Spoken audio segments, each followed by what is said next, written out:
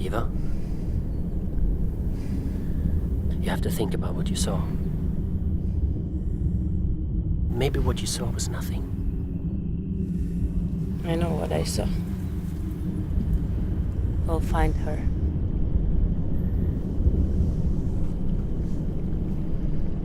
Find who?